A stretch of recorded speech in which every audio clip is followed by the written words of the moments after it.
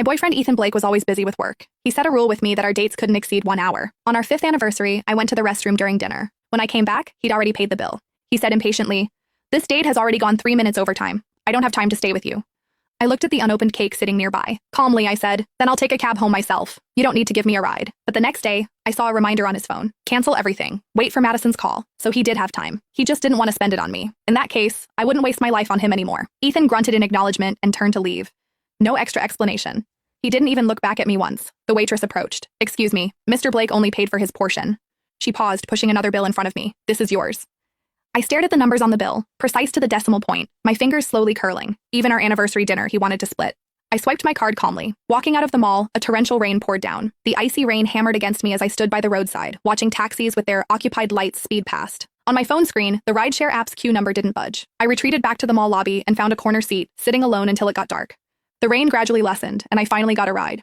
Back at our apartment complex, even the short walk left me completely soaked. I opened the door in a sorry state. The living room lights were off, pitch black. Only a box of fresh lychees sat on the dining table. I found it strange. Ethan had never bought me fruit before and didn't know I liked lychees. The study door suddenly opened.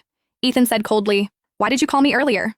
"That was my scheduled work time. I told you not to disturb me." I gripped my phone, the screen still showing the unanswered call from half an hour ago. The rain had been pouring then. I just wanted to ask if he could bring an umbrella and meet me at the complex entrance. Now, I only said, "It was nothing." "Don't do meaningless things like that again." He dropped that line. His gaze moved to the table. "Peel the lychees and put them in the fridge." I asked, "For whom?" A trace of impatience entered his voice. "A colleague." "Why are you asking so many questions?" "A colleague." "Who else besides Madison?" The study door closed again. The living room was dark once more. I picked up the box of lychees, peeled one, and put it in my own mouth. I didn't touch any more, left them as they were, and walked into the bathroom. When I came out after showering, Ethan was on the phone on the balcony. The door wasn't fully closed. His deliberately lowered voice drifted through the gap, carrying a gentleness and patience I'd never heard before. "The day after tomorrow morning, I have plans. Yeah, I can cancel them. Your car is more important. I'll wait for your call. Let me know when it's fixed." I leaned against the wall, staring blankly at the floor. The day after tomorrow morning was our long-scheduled visit to a traveling exhibition by a painter I really loved. The painter had visited 3 times. I'd missed every single one. This time, I'd scheduled a month in advance to finally get time with Ethan. He said he hated unplanned events, but apparently, he only hated unplanned me.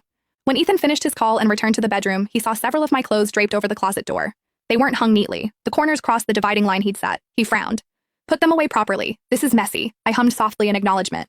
Then I pulled out all the black, white, and gray clothes that matched Ethan's aesthetic and threw them in the trash. Ethan watched my actions, his face showing no ripples of emotion.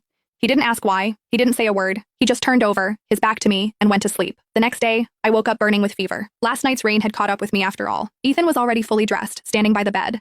"It's 7:15. You didn't prepare breakfast according to plan and disrupted my morning."